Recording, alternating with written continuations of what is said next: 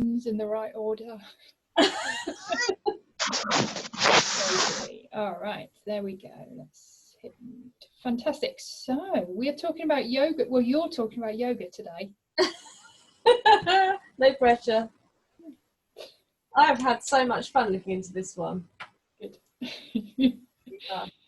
Fantastic. So I'm guessing, because when we were coming up with like things to talk about, I think you had said you'd had some really good results and you'd really noticed a big difference when you'd been doing yoga more regularly, and it was a specific type of yoga, right? Yeah, because I've always done it, and I think anything that, I mean, any sport I think is good, any activity is good, both getting the body going, getting the heart going, and also that releases endorphins and all that kind of thing. We know that, and that was kind of what I saw yoga as in my running. It was something that distracted me, it was helping me to be healthy, and I just saw yoga as strength and flexibility. But recently, I guess when I've been doing topical steroid withdrawal as well, it's been really hard to do that. When you are just rabid with itch, it's actually quite hard to do a proper practice. And I used to come away thinking, oh God, that was awful. I was so distracted and so itchy, and I know I was itching. There was, flakes going down on my mat, and it makes you self-conscious. But I kind of tried to persevere. And then I discovered a couple of different things, really. Well, first was restorative yoga. I don't know if you've ever come across that before. It's not sometimes there's different terminology, isn't there? So I'm not 100% sure, to be honest. So. And then the second was Yin Yoga. One of them is a very, very nurturing, kind, safe kind of self-care thing. And when I discovered that, I was going through the whole difficult journey of realising that I have to stop being so horrible to myself and so hard on myself. And it's all about, it sounds really cliche, but self-love and self-care. It does sound a little bit cringy, doesn't it? But if we don't love ourselves, if we don't learn that. When you start to go down that road because you're in such a bad place, and then you like realise how much impact that actually has, then you become a kind of an advocate of it, and then you realise that it's not cliche at all. It's not cringy, it's so not, but it does feel like a little bit hippie-ish, doesn't it? But I think for a lot of people going through topical steroid withdrawal and with chronic eczema, we become the opposite of caring for our skin. We just hate it, we're angry, and I know so many people who are deep in there, and it's completely understandable because it's a horrible, horrible place to be. Yeah, I've just been writing about that this morning, actually. Because I'm summer school starts today, so I've got my Eczema Evolution Live class, first one in a little while, and we're going to be talking about mindset. And so what comes up? Anger, hatred. It's such a horrible emotion. Yeah.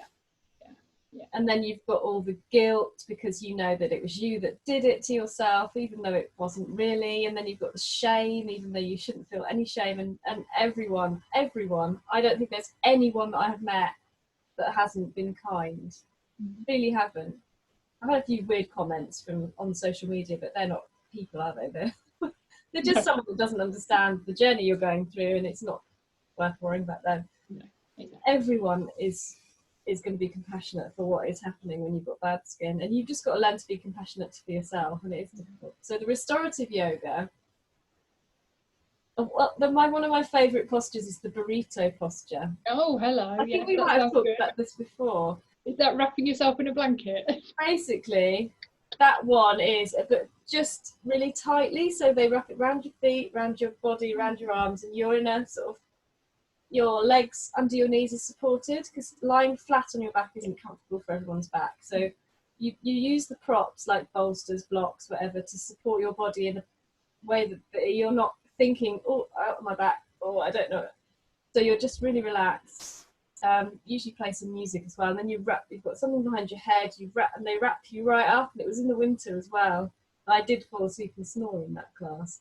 But just allowing myself to do that, I'd never ever thought, this was a 2-hour class as well, that you could go and do 2 hours of just something completely gratuitous and kind of soothing and caring for myself like that. I just, the thought of it to start with was 2 hours of that sounds like I'm just going to be so bored.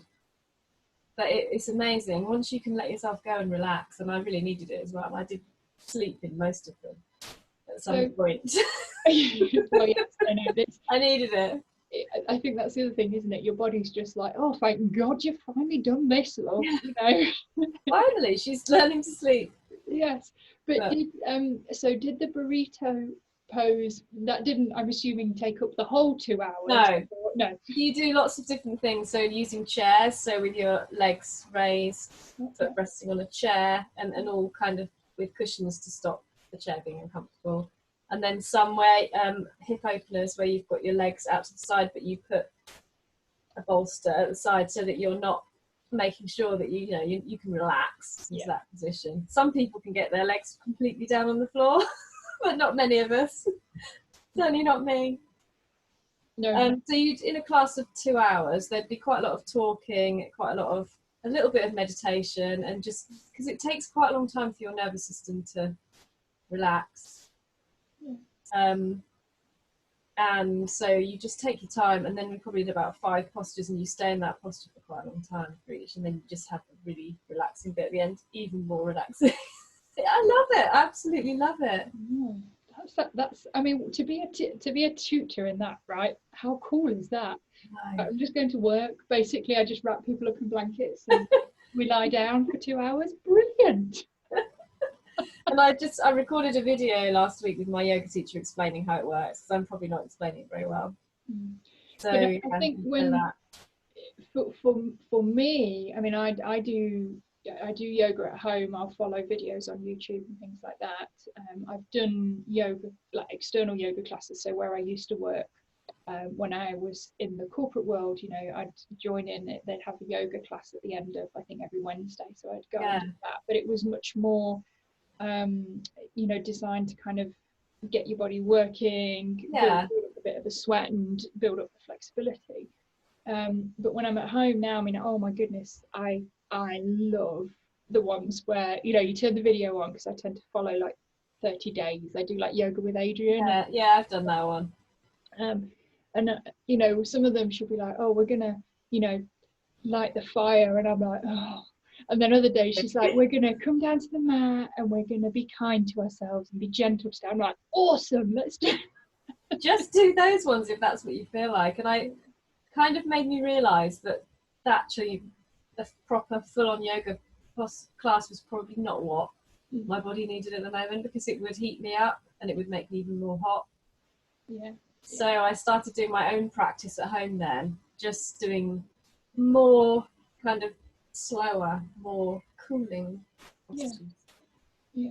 Have you so where you went and did this class, is this like a special like a retreat that you went on, or are these kind of things?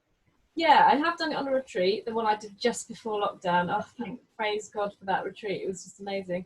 But my teacher, she just started doing it just when I needed it, really, just when I was the worst point of my episode withdrawal. She does it in a village hall. She also does other classes, which is like 2 hours of warrior, 2 hours of downward dog, and like totally interrogating the move and working on how to get in and how to get out, and different things to do with each posture.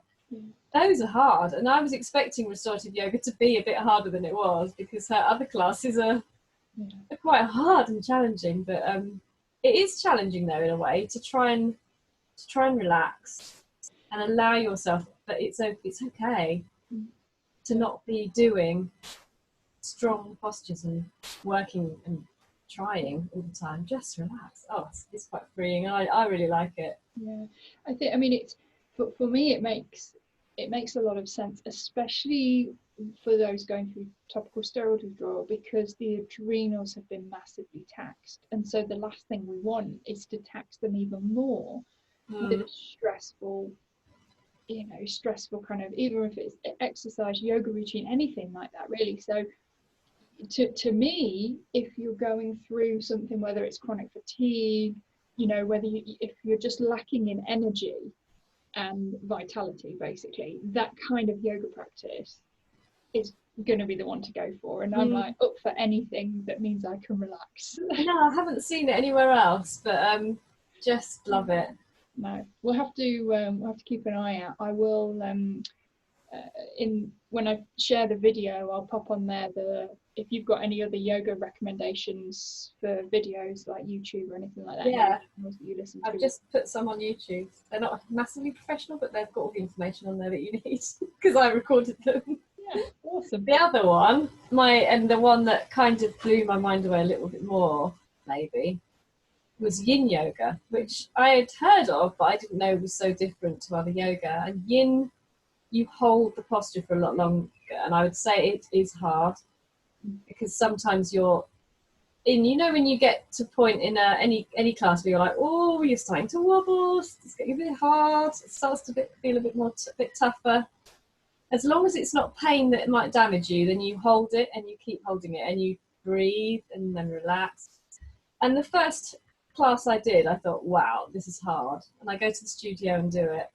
And I'm really struggling, but they've been amazing. The yoga teachers there have been really supportive and following my journey and reaching out to me and saying, we really, really think you're amazing. You were so honest on your social media once they got to know me and what I was going through. And then they did this class for Yin Yoga for skin healing. And I thought, well, I'll have to do that. And it was all explaining the different organs in the body. So the adrenals, the lymph, the kidneys, the liver, the thyroid, all of the organs that are doing the cleansing and the detoxification. And I was blown away by this class for a couple of reasons. One, that I'm like, this makes sense to me because we know that those organs have stopped working properly. We know we need to start them up. So first of all, I'm like, I know all exercise might be doing that, but to know you're doing a posture that is definitely stimulating it, and then understanding how that works. And then secondly, the whole element of sitting in discomfort, because eczema for anyone is uncomfortable.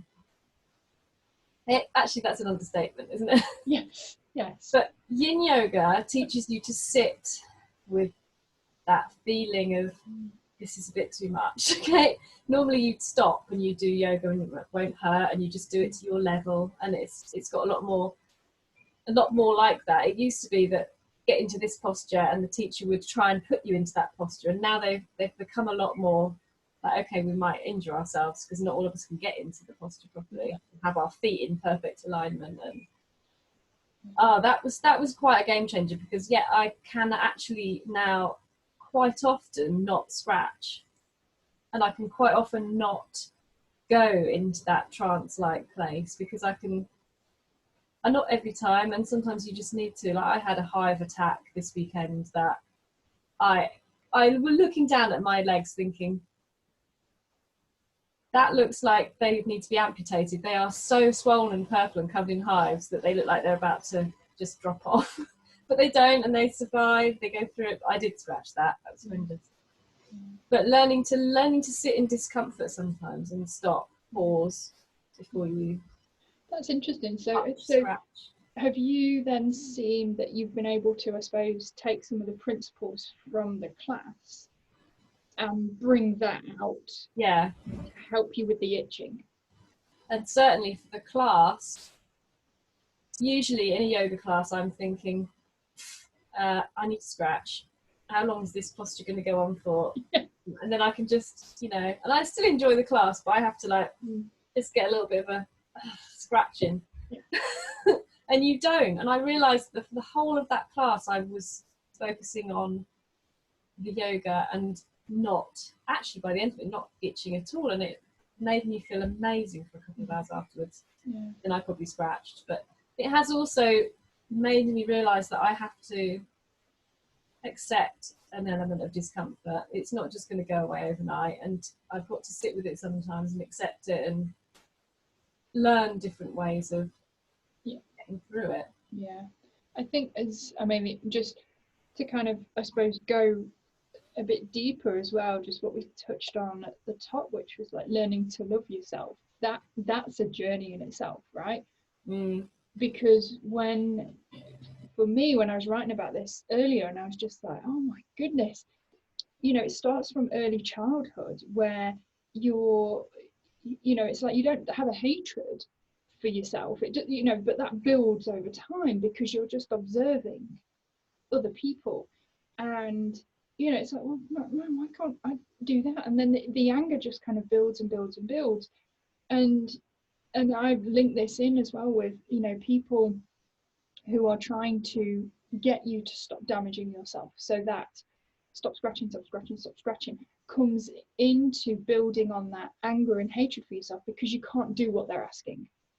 You can't please them. So therefore it's just, you take that on and you hold that in. And so all those years that anger and kind of hatred has been building, it takes a long time to undo all of that. Because none of them, not a single person, has ever tried to help me. It's as if everyone else knows how to stop scratching. Why can't you? I mean, no one. I mean, occasionally someone might have said to me, you need to have a shower or something, but no, not even that. Most of the time you were just told to stop scratching. I've even been told by a dermatologist with a group of students standing around me, and I'm sitting on a stool. I was probably a teenager, late teens, 19, and the dermatologist, an expert in skin, said, you're never going to get better unless you stop scratching. I can see that you're on your back and on your shoulders that you're scratching this. You're still scratching, and I keep telling you not to. I sat on a stool with a load of student nurse doctors standing around me and cried with humiliation and shame and just a complete, like, I don't know what you want me to do because I can't. Yeah. All of that really hasn't ever left me, that experience. No. And it's things like that, isn't it, that we hold. And then, when you start to put all of this stuff together and you realize, man, somebody after that event might have said something to you, like, you really need to stop scratching, and that would have probably been a huge trigger, and then they might have got a load of verbal abuse, right? Because you start to build, as these are like your layers of your filters, I suppose, as to how you see everything that's coming in. And even if somebody has maybe said something to try and help, we don't hear that, because all we hear is. And it also made me do more damage, because I then became a private, completely private scratcher, because I didn't want people telling me not to. Yeah, exactly. I would just go on my own, and I then experimented, like we've talked about this. You've been a bit more daring than me, but finding things to scratch with that did horrible damage, which I wouldn't have done if I was in public and people were making me feel more like, I can see you're itchy, do you want to go and sit in the shade, or can I help, or anything, but just telling someone to stop is not helpful. No. And that's I remember when I was young, going into my teens, I suppose, so really quite young, and I was approached, and I was kind of brought into, they were doing some training for the medical profession, and they wanted some patients with eczema, and I went in to talk to them about what it was like to live with it. And and I suppose I got the opportunity, and being really young, I was always like super embarrassed to talk in front of people, and I would just go bright red, and it was always really difficult. But I got the opportunity to kind of like talk to doctors basically about what it was like living with eczema, and when you tell us that there's no cure, that is not helpful. When you tell us just we need to stop scratching, that's not helpful. And it was that a lot of them said, they were like, wow, I never understood what it felt like, really, to have that. But I felt it was a really good opportunity to sort of share, because I just don't, it's like anything, isn't it? It's like I don't know what somebody who is blind is going through on a daily basis, because I have my sight, thankfully. And it's, unless you've been there, you don't get it. You can't see. You've got a rough idea maybe, but you just can't get it. And I think the problem that we have is the judgment of, we make other people uncomfortable when we're scratching, and the only thing that they could come up with is, could you just stop that? Yeah. No. We'd love to. Yeah, if you could, that would be great. So, first recommendation for people is to go and look into this Yin Yoga then. Yin Yoga, and yeah, Restorative. I think I like the sound of the restorative more than the Yin, I have to say. Yin is hard, yeah, but it's all about slowing down the nervous system, cooling the body. Nothing is very quick, everything is very gentle, and it's lots of holding, bends, which then stimulate the organs. Yeah. And hip openers, which I hate. It's actually all the things I don't like doing, which is why we should do them, because they're the ones that are challenging for us. That we can get some benefit from pushing ourselves a little bit. But the restorative is burrito. Amazing. That sounds good. So, how often are you doing that at the moment then? The restorative one, not so often. They were It's a burrito yourself, isn't it? Really? Yeah, you can though. You can just. Yeah, she does come around and wrap you up. It's not as easy to get the same effect on your own, because they put the, you can't, like, you get halfway in and then you realise you've left your eye pillow over on the other chair. But I'm doing yoga once a week if I can, and trying to do some of the postures on my own. Like some of the ones I know can be helpful to me. I've created a little area in my room, and it's in my living room. So here it's really hard to get to yourself doing a home practice. So I've got this area which is just with my yoga stuff, and it's there, it's out, it's not being put away all the time. The mat gets put away because I've got a tiny house, but I'm more likely to do it then. I can see it's there. And I aspire to do it every day, but I don't. I'm definitely doing the Yin once a week and other yoga if I can. I just find it really is helping me. Good. In ways. And have you noticed any other any other benefits that have come from it, other than like I've been able to manage my itching a little bit more? I do know, and I don't know if this is completely unrelated, but a very kind of clearing happens. Like when I really got into the Yin Yoga, my sinuses just completely empty, and I've not been feeling like sinusy before, or I'm not particularly sinusy person. That's not where my blockages are, but it just all comes out. Like I have to blow my nose, my eyes are streaming, and then I feel amazing afterwards. I don't know if that's linked to it in any way, but nice. It's all cleansing, isn't it? Yeah, it feels like. My God, does it feel good coming out of that posture when you've held it for 3 or 5 minutes? It hurts.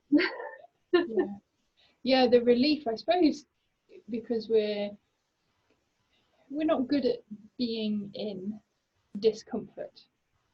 We live in a world of comfort. Most of us live in a world of comfort, I would say.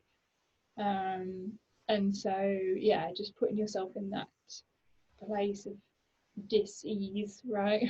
Yeah. You can learn from it. We just stop if it hurts. We stop. Apart from scratching. Yeah. We do keep doing that, even though it just feels good when you're doing it. I can't work out how everybody does that. Because it wants us to scratch. It's almost like it needs us to scratch. And then afterwards, it's sometimes so painful. You look down and see what you've done. Yeah, it's like, oh, why did you do that? But it makes me. Yeah.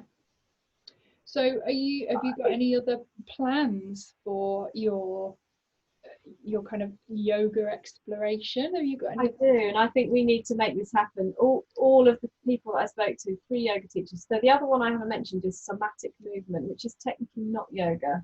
Somatic movement is possibly it's a little bit nicer than Yin, because you just do what you feel like. So you get on a mat, and you know when your neck aches, and we should get up in the morning and all do a proper stretch, because you feel amazing that you have, and you don't half the time. You go halfway through the day and you think, oh, how do I think I've stretched?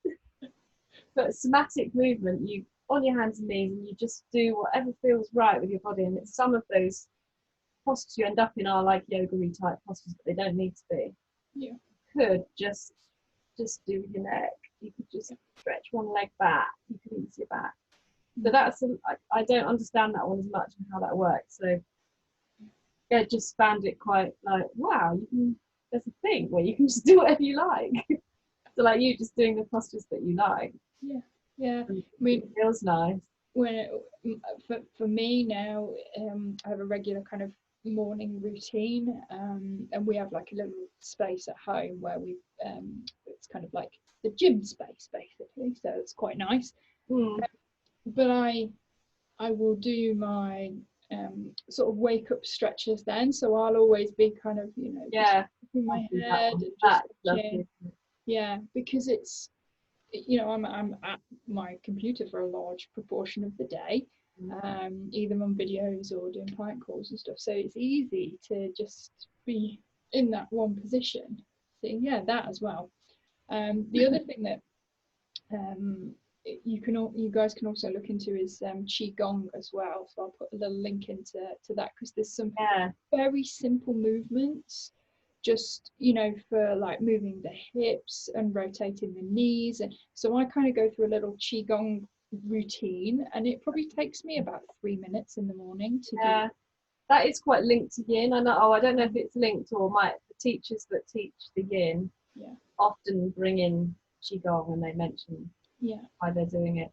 It's a really good thing, if you're feeling tired, or maybe you're sitting at the desk for a while, you can literally just get up and do a little round of it, and then it will kind of move, just kind of move the energy basically through the body. It's gentler, isn't it? Yeah, it is. Yeah, it's really, really nice. So that's one of the things I do, and then my hubby and I do kind of like free stretching, I suppose. So in the evening, we have like a little yoga mat each, and then he's always like, could you follow what I'm doing? I'm like, no, I want to do my own thing, so he gets upset because I don't follow what he's doing. So that's probably a similar thing where I'll just pick what I feel like, what do I feel like needs stretching, and I like doing the hip openers because there's a lot of tension there. So I do take the yoga poses and kind of just put myself into those yoga poses. Really helpful. Pick and mix yoga. Yeah. So well, we all of it, every single one that I spoke to, and it reminds me a bit of the yoga retreat that I did, and things that came out of that, which were all about nutrition and all of wouldn't it be amazing if we could do a kind of retreat that, I mean, you do it already, or summer school things, but something for people with skin complaints that has all of those elements brought together where people can come along and learn. That's my long-term plan. My long-term plan is I'm going to have a place big enough to bring people in, teach them all about the natural stuff, what their root is, then they can do all the restorative yoga stuff, they can do all that kind of that's my long term. We need to make it happen, Rebecca. Oh, I will, don't worry, but it's just going to take a while, I think. Because I want to be booked on. I know, I need to. I'm working on that. I'm manifesting it. I'm like visualize. So unfortunately, I was going to be running a retreat over in Orlando this month. Now we're in June, aren't we? This month, but no, it's not happening because so we shall see what happens, but we'll figure something out. But maybe I'll do something in the UK instead. Well, there's plenty of places. That place we went to for the yoga retreat was just perfect. Well, I think he's kind of, he could be for any kind of, it have to be yoga, but it's just really kind of lends itself to that. You can know where, and beautiful surroundings, nice house and kitchen where you can go and eat in. Yeah, I just need to work on purchasing somewhere like that for myself. That's your aim. Yes, that's my aim. Be amazing. I think a lot of people, like me included, I struggle with the whole finding time to go through the lessons in my own time that you've put together and how long you spent doing them. Whereas if you go and do an intensive bit of learning, you can cram quite a lot into a 3-day or a 4-day or a 2-day retreat. Yeah, exactly. And I think, when I think about how long it took me, right, over 4 years at college, learning all this stuff, you know. Yeah, I mean, how do you condense that? Yeah, it takes time. It really does take time, and the only person that has the time to look into what's going on for you as an individual is you. That's that. That's it, right? Time. So other people can assist you and help you out, but at the end of the day, it's only you that has the invested. What's the word? You know, the investment, I suppose. Yeah. To figure it all out and put everything together, right? Yeah. Yeah, it's a long slog. It is a bit of a long slog, especially for adults. Certainly is. So yeah, I think yoga is. I don't think it's for everyone. I know people that can't stand it, get bored with it, but if you can push through and just give some of these things a go. Yeah. Especially when you're in a really bad place, I think it can be really, really helpful. Yeah. I certainly can't. I don't know what I would do without it now. Yeah.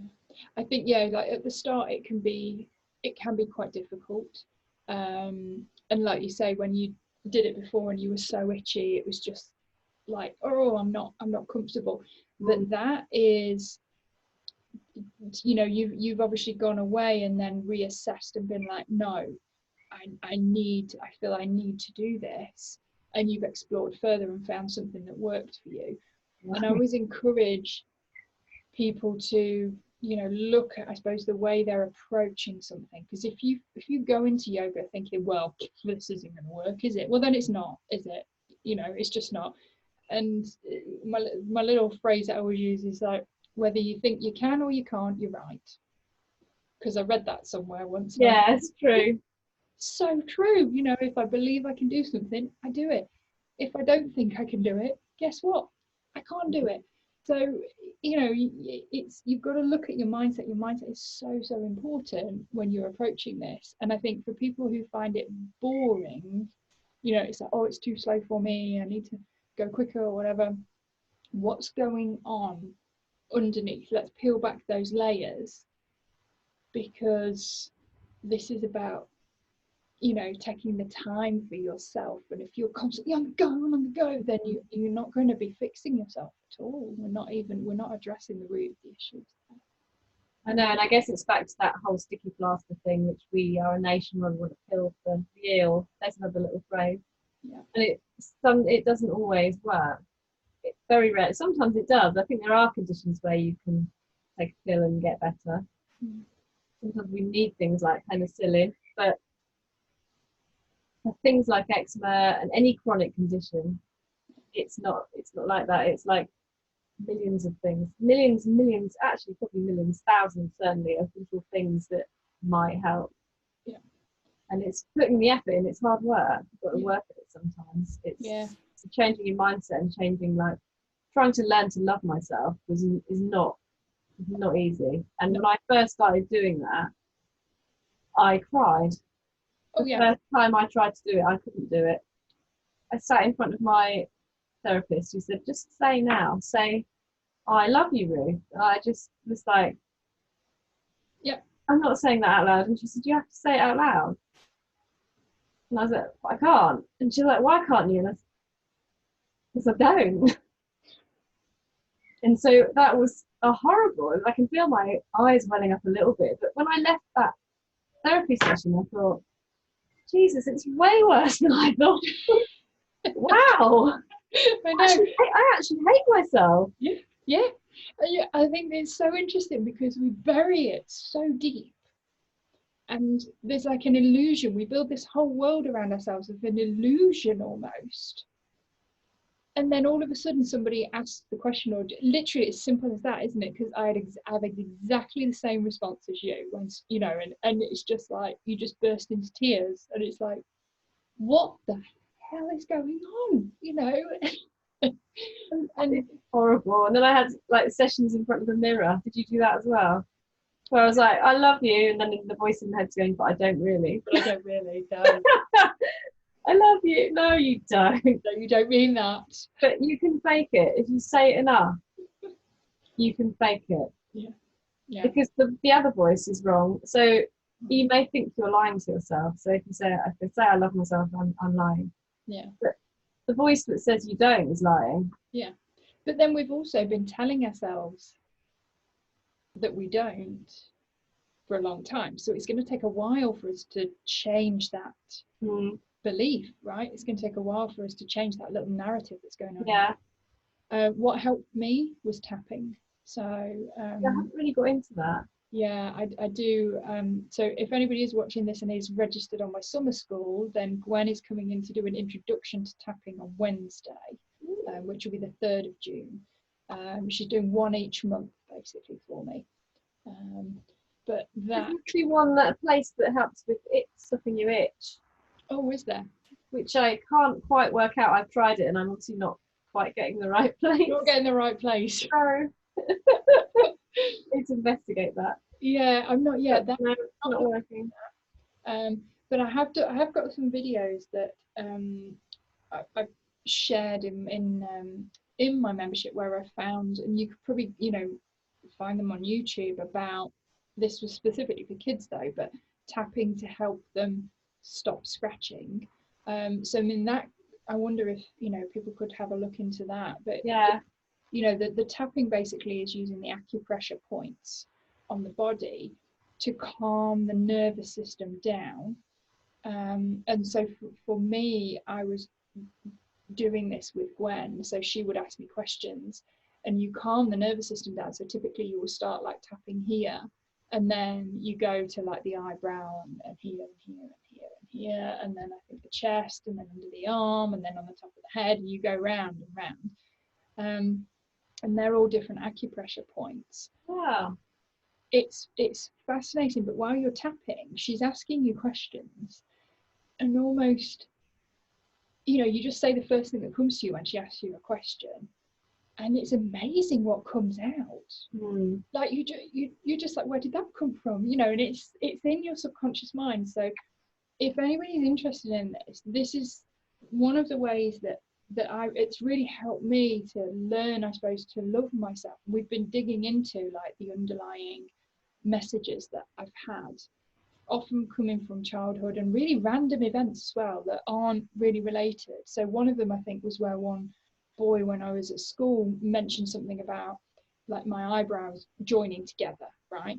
And as a young kind of teenager at that age, it was just like, are you kidding me? Now I've got to worry about my eyebrows as well as all of the skin.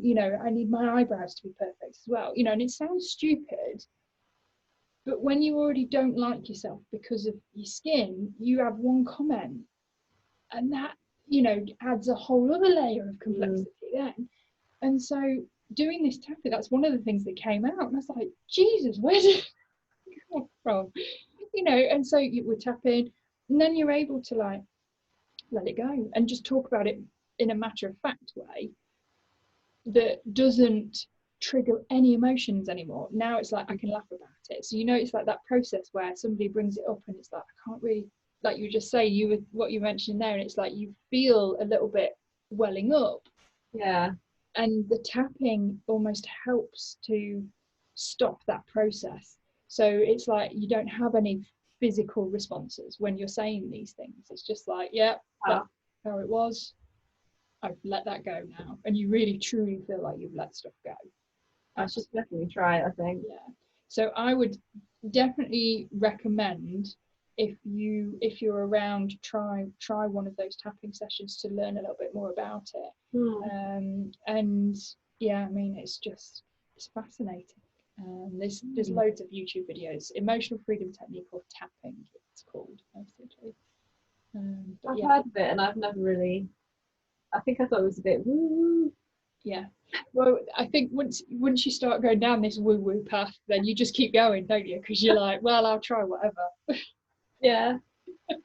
I think it reminds me of another thing that I came up in one of my therapy sessions of, like, it's almost like you've built up all these layers. Like every time something like that happens, you create this shield, and the layers and the layers and layers, like an onion. Yeah. You described it as. And inside that onion, right in the middle, is the child, is your soul that you were born with, that you've just forgotten about. And when you're born, you don't hate yourself. You love yourself, and you just are the center of the universe. You cry when you want to be picked up. You cry when you want to be fed.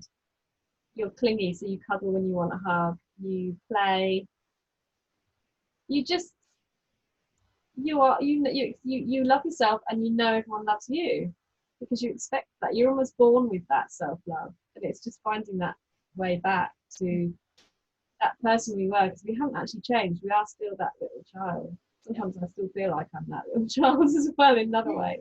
Yeah, exactly. That's why I love working with Gwen, because her title is, she's an inner child advocate. Oh, that just sounds perfect. Yeah, it's just brilliant. And you know, and you start to, because it's so true, isn't it? You just watch these little kids, and this is why I love working with the kids with eczema, because you know, it's like you can just relate, and I know you will as well.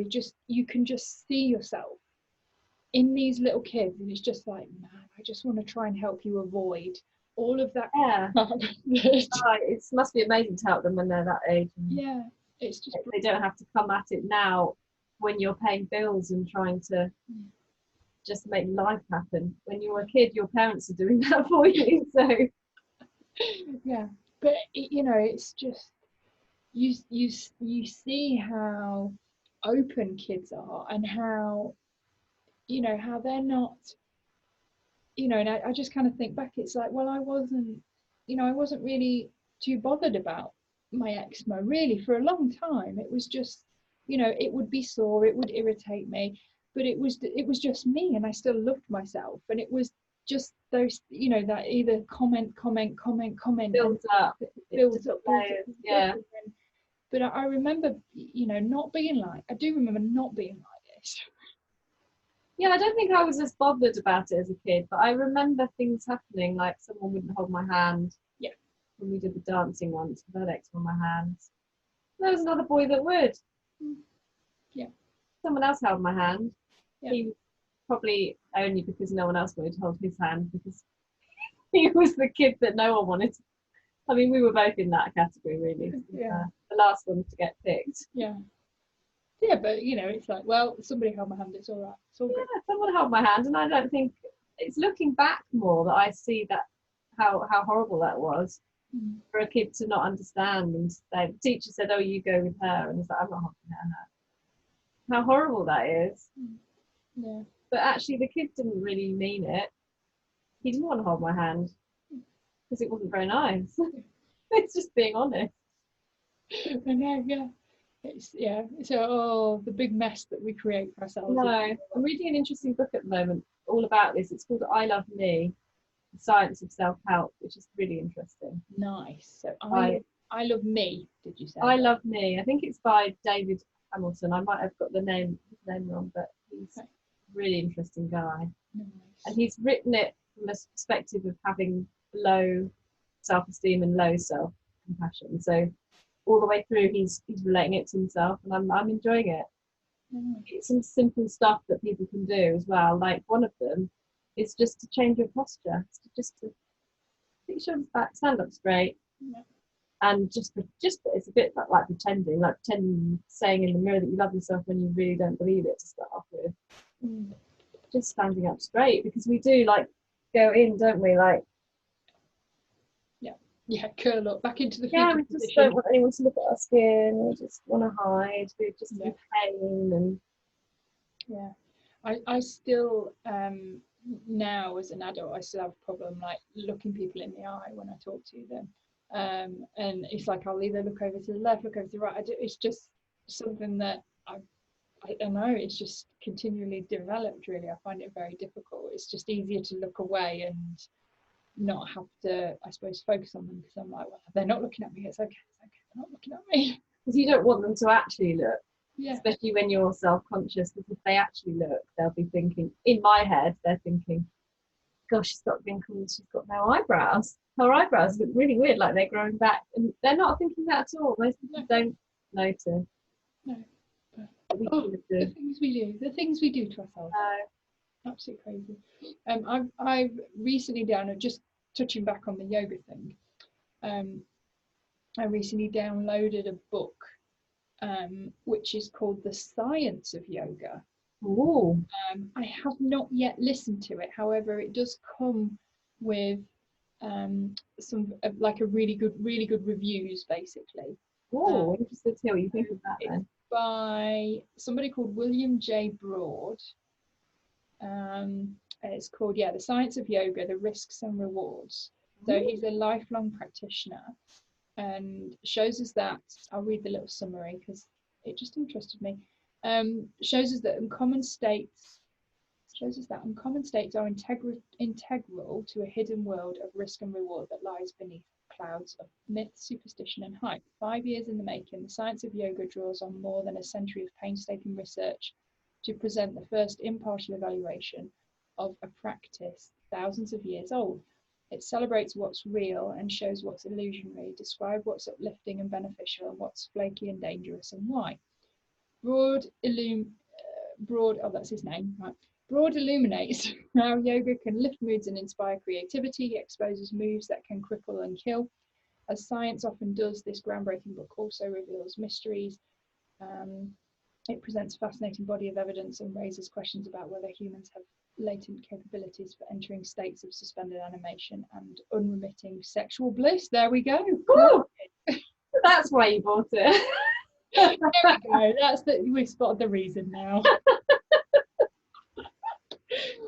But well, that does sound interesting though, doesn't it? I like what I like about I have Audible basically, so I kind of go through and I will listen to Audible. Yeah, rather than read them, because I can do that while I'm cooking, etc. But I love going through and finding books written by people who've like gone away and like found all of the sciencey research and hours painstakingly going through all of this. Too. It fascinates me, because I'm a massive believer in things like Chinese medicine, Western herbal medicine. You know, these things that have been practiced for thousands of years. There is some basis. You know, people wouldn't be doing it if it didn't help them in some way. But I have a very sciencey brain, and I like to kind of nerd out on the, you know, like, oh, we've managed to prove this. You know, it's like, I don't need you to prove it because I believe in this. But actually, that's quite cool that you've managed to prove something. That's really awesome. So yeah, I love books like that. Yeah, well, you probably like this other one. I'll lend it to you. Yeah, I've made a note of that. I'll go and look for that. Especially with the thing did you say you were doing something about that? About writing something about self-love? Yes, yeah, it will be the first lesson for my eczema evolution folk today. So deep topic. Yeah, it is. I think it's a really deep topic, and it's something that, you know, we've got to acknowledge, really. We're just the nature of not being like that, aren't we? Of not blowing our own trumpet and not being too smug and yeah. Not that that's actually a whole thing, but we've not been taught that. We're not taught that at school. No, not at all. But I think as certainly as adults, as we're going through our journey to improve our physical health, we have to acknowledge the emotional messages that we're telling ourselves each day, and we've got to be able to learn to calm that chatter in the mind, basically. So any mindfulness practice is going to be really helpful. And what I see actually is those that embrace that side of things, you know, they're able to kind of come through the journey, basically come out the other side and be a much stronger person, physically and mentally, the other side of it. You know, you can't do like one without the other. You know, you can't just focus on trying to physically fix your body, because we're not just a physical being. We're an electrical being, an energetic being, you know, however you want to phrase it. There's other stuff going on. You've got to address it. Yeah, I mean, there's all these. There are studies of people with cancer who have, through diet and through positive thinking, healed from things doctors don't think they can heal from. Yeah, I was looking up them as well this morning. Amazing. We're amazing. We just don't know how much. We haven't tapped into half of what we can do, really. No, certainly not. So I mean, it is fascinating. I think, you know, for any of you guys that have you know, that have found anything useful, please feel free to, you know, share it with us. where all of these videos are saved on my platform anyway, there's actually a discussion element, so you guys can actually post if you've got anything to share when you've watched this video. Go into the little discussion session, it should be just at the top right if you've logged in, and you can click and just share any comments in there for us. That would be amazing, because it'd be really helpful for other people to find out what's working for you guys as well. If anyone's posted any questions, I don't think they have on my Instagram, but I didn't check before I came in. Oh yes, that's a very good point. I shall have a little nosy on my side. So, and TJ, if you're here live, if there's anything you can pop your questions on the chat box as well, if anything has popped up. No Wi-Fi. Sorry? Not working. What's not working? My Wi-Fi on my phone. Oh. Computer, luckily. I thought you meant the chat. The chat box isn't working. No questions. People are very shy. I don't think. Oh, hang on.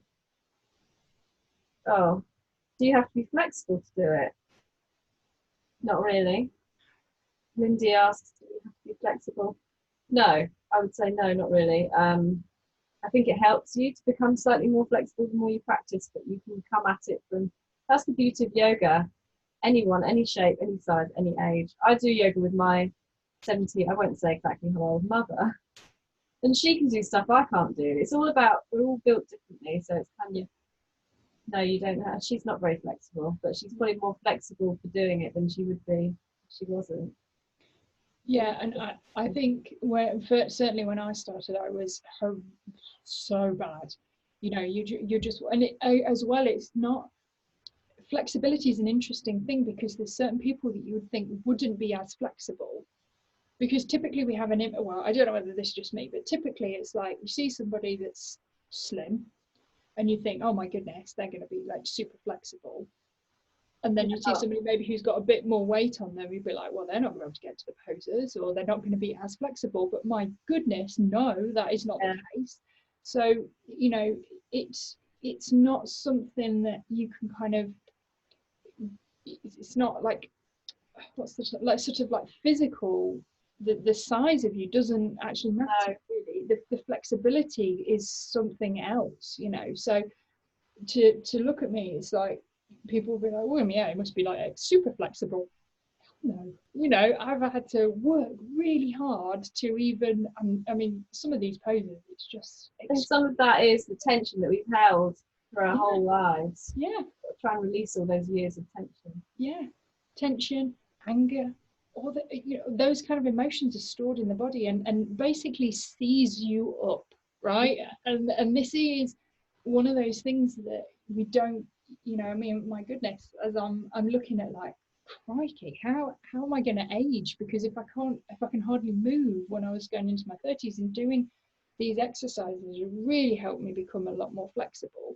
But then some people are too flexible, so you can be hypermobile, and then they are struggling with the opposite, so they're having to try and pull it back, rein it back, and use their strength to not over flex. So it's kind of better to be where we are. Yeah. Maybe, yeah, you'll get more flexible doing it, but you don't need to come at it from no flex. And I suppose if you feel that you're not that flexible, you're probably going to be someone that's going to benefit a lot from it as well. In a little bit of regular practice. Oh, cool, chat box. Yeah, there's some in the chat box about the tapping. Yeah, 18-month-old. Yeah, so with little ones, with tapping, almost what we want to advise you guys to do is tapping for yourself as the parent, okay? Because especially for little ones, it's about how you approach their itching and scratching, right? So the itching and things like that are always going to be there until we address the root of the issue. And how you approach it as a parent will actually make a huge difference to the emotions that are going on for your little one. So when I'm working with parents, we don't teach them how to tap for their children, because you know what's going on for your child, and you know we don't know how to do that, but we get you to tap for yourself. to free up some of the beliefs and some of the things that are holding you back, and maybe it helps you with what you're triggered by. And if you're triggered by your little one kind of itching and scratching, etc., which, you know, is a very normal thing, because it's like, oh my goodness, you're going to hurt yourself again, and it's that fear that rises up within the parent. The tapping to support you will have a knock-on impact on your kids. So I hope that kind of makes sense, TJ. But I would certainly, you know, if you haven't logged in and tried to have a look at the summer school that I'm running, do have a look at that, and it's on my website, and you can find out more and learn. Gwen's doing some introduction to tapping sessions. It's free of charge, so, you know, please feel free to jump in and learn a little bit more from her, because yeah, it's magical. I'll check that out if I can make it. Check the times. Yeah, she's doing some different times to cover like the different time zones. So I think the Wednesday one is maybe at 9:30. Okay. So yeah, yeah, most parents are, TJ, yeah, just in a mess. It's like it just sort of completely tears you down, and it's like any progression you've made, it's just like, oh, it's a mess. Oh, hello. There's a little one. Must feel guilty, and I know, I think, yeah, it's hard. Yeah, it's I really. was speaking to a friend of mine who said she'd heard me say, "Don't say stop scratching," and she was like, "Oh, I say that to my kid all the time. Yeah. What do I do instead?" And we've chatted about it, and it is really difficult to, because ultimately you do want them to stop, but you don't want to start disciplining them for something that's really horrible for them. Yeah. And I don't know what to say to her because I've not got children, so I'll let her know about the tapping. Tapping as well. And also, I mean, this I suppose is another whole session we can do, but there's a lot that parents can say, and, you know, depending on how old the child is, but, you know, just sort of like swaddling them basically to try and gently and lovingly hold them down, you know, not from a hold your arms down kind of perspective, because I've had that done to me. I don't know whether you've had that done to you as a child. Not great. No, been smacked. I don't know if I've been held down. I've tried to hold myself, like, oh yeah, that round myself up as well. Yeah. It doesn't work. You can get out of that. But for parents, I suppose, just trying to calm down your child, you know, stroke them, try and give them loving caresses, basically, that can sometimes help. Yeah, and then obviously, yeah, TJ, you also have eczema, so you're feeling her pain as well. So that's going to be a cycle that you're going to want to break, basically. So if you're enrolled, she signed up for summer school, awesome. So, you know, come in on as many of the courses as you can to kind of start your learning, really. But it's, especially when it's like mum, daughter, you know, sometimes grandma, it's like these things pass down the family line. We want to break those cycles, because you're going to be doing the same thing that you had done to you, because that's all you know. And so yeah, we want to break those cycles. But yeah, loving caresses to try and stop them doing that. Cooling things as well can be really helpful, but not wet. So you want to, you know, like cool blankets and things like that, just to try and cool the skin down. If the child's old enough to talk to, evidently this little one, you can still talk to her, but, you know, maybe she's not talking back. And, you know, you want to be sort of saying, what can I do? Giggling, what can I do to help you? You know, is there something I can, you know, remind you when you're scratching? Because some kids will say, I don't want you to tell me to stop scratching, but you could pat me on the head, or you could tap me on the shoulder, and it will bring them out of that itch. One thing as well that we haven't talked about on here, and I keep holding back because I don't know when it's going to be ready, and I keep telling people and then they can't have it. But if you look up Cozy Care, which is COSI, Cozy spelled with an I, they've created this thing that it's kind of got a metal almost, and it's cool, and it's to help stop scratching, and it's coming out soon, and COVID-19 has not helped. It's meant to be out by now. It's a lovely little tool, actually. It looks really cool. It's funky as well, so kids won't be embarrassed to use it. It kind of looks like a toy, doesn't it? It's like a little starfish kind of shape. so it's easy for the little hands to hold. You can put an ice pack in it, and it's got like little bubbles on the bottom, and it mimics kind of. You charge it up. So again, you've got to have it charged. So there's one without. You don't need to charge it. Okay. Yeah. So yeah, I'll pop a link in, and you guys can have. I use an ice pack, and I've got like a more flexible one as well. But none of them are completely designed for eczema. They've all got itchy, scratchy bits on them. Yeah. I then use. And then there you go. I then use the writing on the ice pack to be like, oh. No. You just can't be trusted with anything, can you? No, I can't. Usually it works. You would not believe the hives I had at the weekend. Oh my goodness. Oh, I think it was my fault. I walked through a field of grass. Okay, yeah, probably. And I walked straight through it, and oh. You have nettle tincture at home? I wasn't at home when it happened. I think I have got nettle, haven't I? You have got nettle. Remember, if you've got loads of hives, you could put nettle tincture, because hives are going to help to remove acidity. They're going to help to, support the kidneys to kind of like drain anything out. Also, they've got anti histamine properties there. Would I drink the nettle tincture or put it on the skin? I'd take it internally to help. Yeah. Yes, love nettle infusions. I love nettle infusions. Yeah. I might go and fix some now. Going with the nettle is a beautiful, beautiful tonic. I was away from home when it happened, so I kind of like didn't have anything that I would normally have with me. Yeah. But you can, as soon as you get back, you can just, use the tincture. I mean, whether it would work topically, I don't know. I've been doing research on nettles because I had to write an assignment for it. If you pestled it up, because I've done pesto, but all I did was grind it up, and that seems to take away the sting. Yeah, it's ironic, isn't it? That so maybe you could would take away the sting. Yeah. People have said, "Oh, how can you eat that? It would sting you." But once you've cooked it or mashed it, yeah, exactly. It might be really soothing. Just put some on, like a poultice. Yeah, I think with it's actually a topical treatment for arthritis. There's a lot of research papers been done where people will literally take the stinging nettle and deliberately sting themselves, and this is been shown in multiple scientific papers to be almost or as effective as painkillers for arthritis. Yes. Because it doesn't last for that long, does it? No, but the actual impact once you've done it, if it was like rheumatism and arthritis.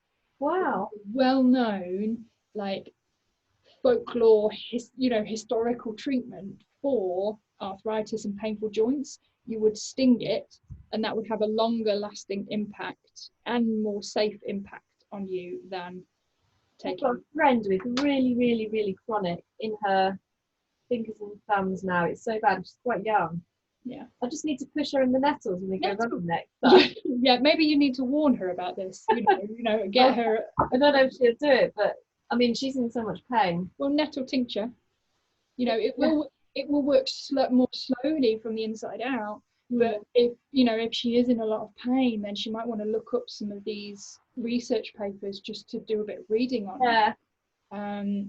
If the painkillers aren't doing their thing. PubMed is the website that I always do my search for research.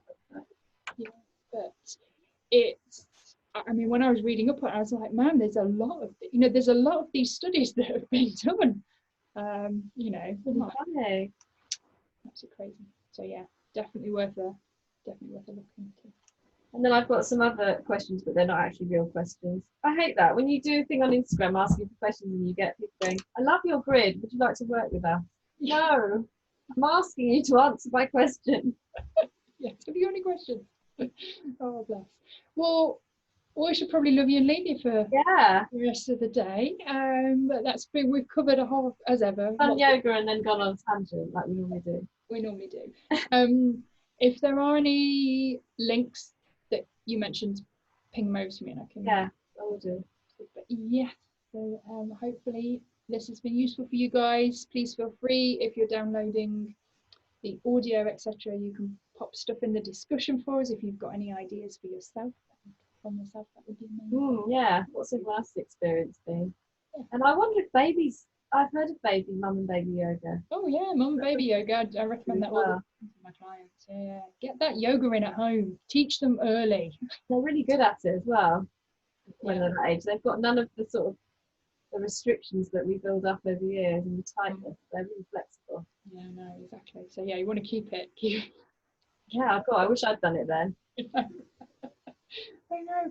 Although I really don't think I was ever flexible. I think I came out not flexible. So You probably were. I don't know. But yeah. All right. Well, it was lovely to chat to you as ever. You too. Thank Thank you. you for joining us, TJ, as well, and asking some questions.